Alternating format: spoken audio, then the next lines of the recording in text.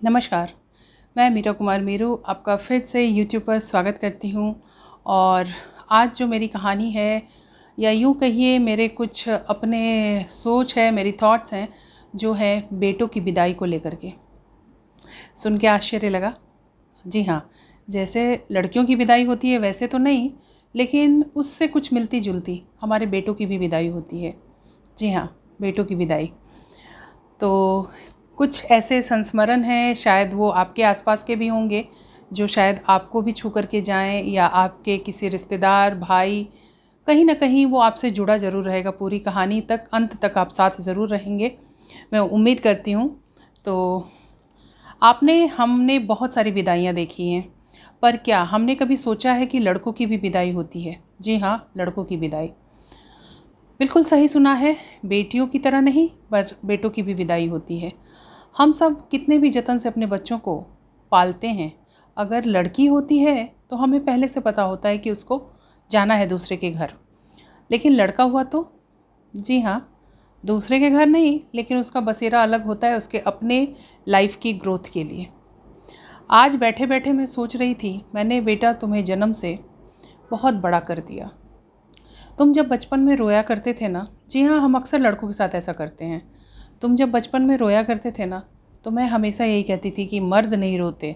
और तुम उस समय मेरी उस भाषा को समझते भी नहीं थे। टुकुर टुकुर मेरी आंखों में देखते और फिर जैसे लगता कि तुम मेरी सारी बातें समझ रहे हो, और तुम चुप हो जाते। सोच करके मैं आज भी हैरान होती हूँ। वो पहली पाबंदी थी जो मैंने तुम पर लगाई थी जब तुम स्कूल जाने लगे। जी हाँ, जब तुम स्कूल जा रहे थे तो मैंने कभी तुमसे नहीं पूछा, तुम्हारी मर्ज़ी नहीं पूछी। एक स्टेटस सिंबल कह लो या एक परफेक्शन कह लो, उसकी वजह से मैंने तुम्हें फुटबॉल में, क्रिकेट में, टेनिस में, म्यूज़िक में, डांस में, स्केटिंग में, हर जगह तुम्हारा नामांकन कराती चली गई। मैंने तब कभी भी तुमसे तुम्हारी मर्ज़ी नहीं पूछी। जी हाँ, मुझे पता है हम बेटियों के साथ भी करते हैं, पर बेटियां अगर एक बार मना कर दे तो हम एक बार ज़रूर सोचते हैं, अरे जी लेने दो उनको अपनी ज़िंदगी, पता नहीं अगला घर उनका कैसा हो। लेकिन बेटों के साथ हम कभी नहीं सोचते कि पता नहीं वो अगला कौन सी चक्की में पिसने वाला है। हाँ, सच बात है, ज़िंदगी की चक्की। और मोटा सा बस्ता डाल करके हम उसे ट्यूशन्स के लिए भेज देते हैं। रही बात खाने पीने की, तो मैं जब जॉब करती थी तो मुझे अच्छे से याद है, हमारे घर जो आंटी बनाने आती थी उसके हाथ का खाना तुम्हें बिल्कुल नहीं पसंद था। तुम फिर भी उन आंटी के हाथ का खाना किसी तरह खा लेते थे। तुम्हें जब भी कुछ अच्छा खाना होता, तुम्हें सैटरडे या संडे का वेट करना पड़ता, क्योंकि मैं उसी दिन फ्री होती थी। और तुम्हारी मम्मा तुम्हारी नज़र में बेस्ट कुक थी, तो तुम्हें तो रेस्टोरेंट का खाना भी नहीं पसंद था। ठीक वैसे ही हम जिसके लिए कमाते हैं, आज सोच के हैरान होती हूँ मैं खुद पर। मैं उसके लिए कमाती थी और उसी को भूखा रखती थी, उसी का मन मार देती थी कि आज नहीं हो सकता, अगले दिन। आप खुद सोच करके देखो, आज मैं भी हैरान होती हूँ। हमारा जिस समय जिस चीज़ का मूड होता है, क्या वही मूड हमारा 2-4 दिन के बाद हो सकता है क्या? शायद नहीं। तो फिर हम ऐसी गलतियाँ क्यों कर जाते हैं? सोचने पर मैं मजबूर हो जाती हूँ कि हम जानते हुए समझते हुए ये गलतियाँ कर जाते हैं। आज जब भी मैं तुम्हारे कमरे में जाती हूँ तो हर चीज़ें, तुम्हारा वो गिटार, तुम्हारी कंप्यूटर टेबल, तुम्हारा हर सामान मेरे से मौन वार्तालाप करता है, और मैं उसमें डूबी रहती हूँ। हर चीज़ को सहला करके तुम्हारे बारे में पूछती रहती हूँ। पता नहीं क्यों नहीं जीने दिया मैंने तुम्हें स्वच्छंद रूप से, स्वच्छंद आकाश में। हर समय रिस्ट्रिक्शन, पाबंदियाँ, पता नहीं वो डिमांड थी या मेरी मजबूरी या तुम्हारी पर्सनालिटी का हिस्सा, मुझे नहीं मालूम। लेकिन मैंने ये किया है, शायद एक जुर्म, शायद मैंने वो एक जुर्म भी किया है। खैर, अब सोचती हूँ तो बहुत अफ़सोस तो बहुत ज़्यादा होता है, लेकिन जो समय निकल गया है वो वापस नहीं आ सकता। अब हम जब भी मिलते हैं तो बस ऐसे मिलते हैं थोड़े से समय के लिए, या तो तुम मेरे पास आते हो या मैं तुम्हारे पास आती हूँ, क्योंकि तुम्हारा भी अपना परिवार है। तुम उन परिवार के साथ रच बस गए हो, तो हमारे लिए बहुत कम समय होता है। अब हमारा घर और तुम्हारा घर वाली बातें होती हैं जो दिल को कहीं छू जाती हैं, कहीं भेद जाती हैं। सच्चाई है ये।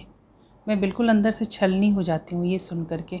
मम्मा, अब आपके घर आऊँगा ना, या मैं अब उस घर आऊँगा ना, बहुत ख़राब लगता है।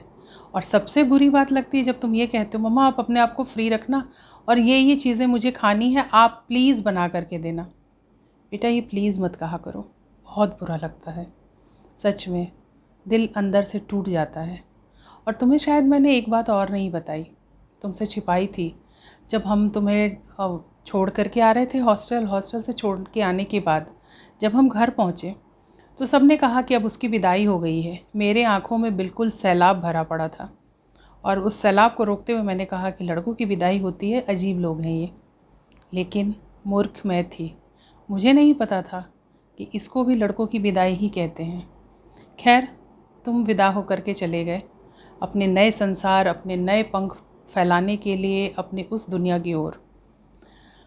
और शायद मैंने तुमसे जो एक बहुत पहली हक जो तुम्हारी मैंने मारी, तुम्हारे रोने की, सबसे ज़्यादा मुझे बुरा आज भी उस बात का लगता है।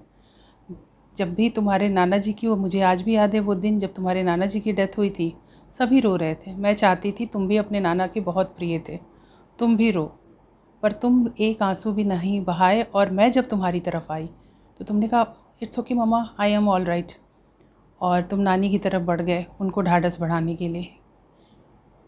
मैं अब भी सोचती हूँ वहाँ सभी छोटे हो गए और तुम बहुत बड़े हो गए, बहुत मैच्योर्ड, एक शायद मैं कह नहीं सकती लेकिन 75 ईयर ओल्ड से भी ज़्यादा मैच्योर्ड। शायद मैंने तुम्हारा बचपन छीना, क्या किया मुझे नहीं मालूम, लेकिन इस बेटे की विदाई से कहीं ना कहीं मैं भी अपने अंतर्मन को छू लेती हूँ, कभी रो लेती हूँ, अंदर से थोड़ी सी दुखी हो जाती हूँ। लेकिन जब वो सुखद भविष्य को देखती हूँ तो लगता है शायद वो सही था, तुम्हारा उड़ना उस स्वच्छंद आकाश को कुछ चीज़ों को पा लेने के लिए। यही शायद दुनिया की दस्तूर है कि बेटियों की तरह बेटों की विदाई होती है और हम खामखा बेटियों की विदाई पर रोते हैं। पर अब बेटे भी विदा होते हैं क्योंकि हमारे पास बच्चे कम होते हैं। फ्रेंड्स, ये स्टोरी जैसी भी लगी हो, आप प्लीज़ मुझे जो है इसका फ़ीडबैक ज़रूर देना, और फीडबैक के साथ कमेंट, लाइक, सब कुछ। और नीचे दिए जो हमारे पास बेल आइकॉन है उसको प्रेस करो, और जिन्होंने सब्सक्राइब नहीं किया है वो प्लीज़ आप सब्सक्राइब ज़रूर कर लो। इससे भी बेटर और बहुत ही चटपटी स्टोरी मैं इसके बाद लेकर के आऊँगी। Thank you.